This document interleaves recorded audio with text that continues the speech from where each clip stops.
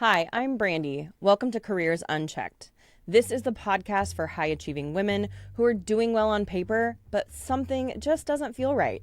Maybe you got the promotion and it feels heavier than you expected. Maybe your role keeps expanding, but your compensation just isn't. Maybe you're exhausted in a way that sleep just won't fix. Or maybe you had a quiet moment where you thought, is this actually what I want? I'm a career coach and a first-generation professional. I spent over a decade in corporate leadership, and at one point I applied to more than 250 jobs trying to figure out what work actually felt like mine. I've hired teams, built systems, burned out a few times, pivoted quietly, and rebuilt. What I've learned from my own story and from coaching hundreds of women is this: you don't need more noise. You need support, you need clarity, and you need a plan that actually fits your life.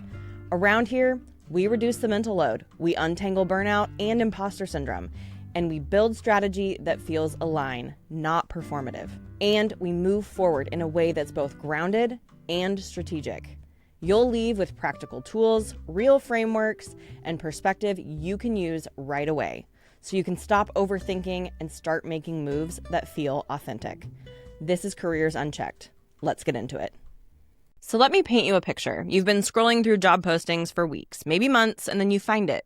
The job that sounds like the perfect fit. The one where you're thinking, oh my gosh, this could actually work. You get your resume ready, you're feeling good, and then you see it. Please submit a cover letter with your application. And suddenly all that excitement drains right on out of your body. Because the thought that hits most people is, I can't wait to apply, but I hate writing cover letters. And if you've ever stared at a blinking cursor thinking, is this what they want? How can I make this better?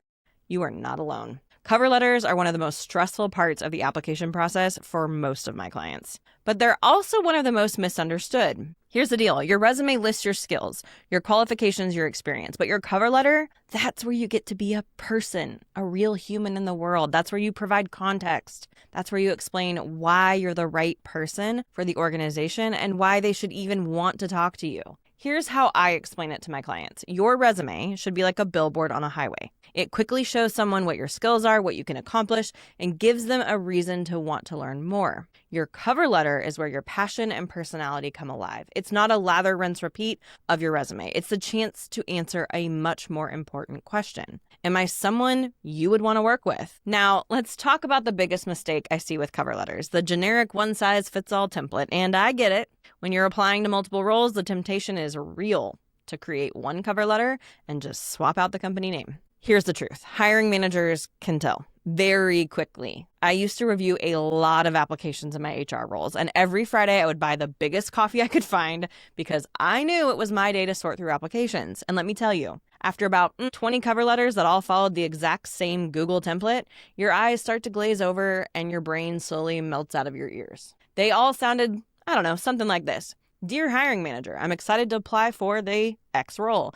My skills in blank, blank, and blank make me the perfect candidate, ... Then it would basically restate their resume, and it'd end with some form of, I look forward to speaking with you. References are available upon request. Same structure, same tone, different font. And when you read 20 of those in a row, the ones that actually sound human jump off the page. The cover letters that caught my attention were the ones written almost like a love letter to the company. They came alive. They talked about why the person was excited about the organization's mission, why the culture mattered to them, why they believed they could contribute something meaningful. Their accomplishments were already on their resume. The cover letter was where I started to see the heart of the human. If you want to craft a compelling cover letter, start by addressing it to a specific person. If the job posting doesn't mention a name, do a little research, check LinkedIn, look at the company website, find the hiring manager. You can ask the recruiter potentially. That level of personalization demonstrates genuine interest in the role and the company. And please, for the love of all that is good,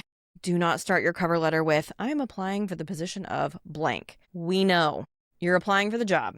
Cool. Instantly, briefly tell them who you are and why this role caught your attention. Maybe it could sound something like, as a 3-time sales leader in my division, I was excited to see your opening for sales director. I've long admired your organization's commitment to quality service, and I'd love to bring my leadership experience to your team. Your version of that sentence should call out 2 things: why you're qualified and why you're genuinely interested in the role. That way you're leading with value and energy, not just stating the obvious. Now, let's talk about the body of your cover letter. This is where you're going to start connecting the dots. Don't make the hiring manager do the work of figuring out why you're a good fit.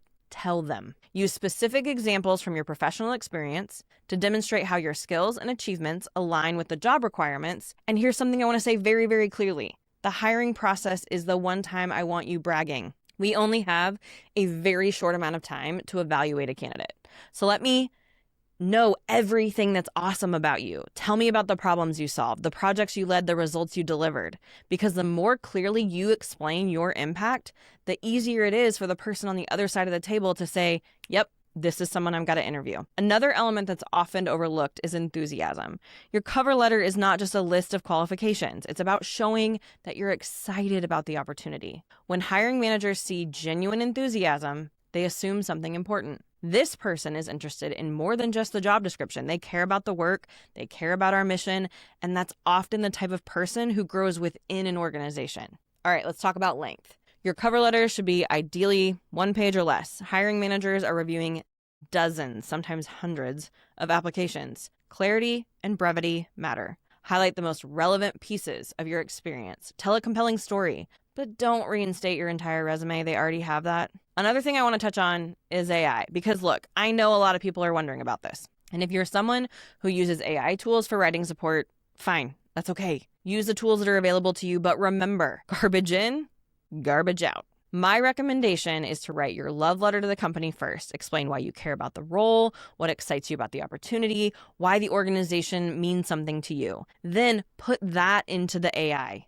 and ask it to help optimize or refine your cover letter. But here's the important part. You still need to edit it afterward because your cover letter should sound like you. If the writing is overly formal, but you're a naturally conversational person, the interview is going to feel awkward. The documents will not match the person sitting in front of me. And one tip I like to give clients is this: upload 3 to 5 writing samples into your preferred AI and ask it to describe your writing style. Then use that description when prompting AI to help edit your cover letter. That way the final version actually sounds like you. And finally, I want to share one honest truth about cover letters. It may not get read, but when they do, boy, will it matter. In many hiring situations, the resume gets you into the pile. And when 2 candidates have a very similar experience, the cover letter will become the tiebreaker. It can be the thing that moves someone forward to an interview stage, or the thing that keeps them from getting the call. So if writing cover letters has felt frustrating for you, you're not alone. But try to think of them differently. They're not just another document in the application process.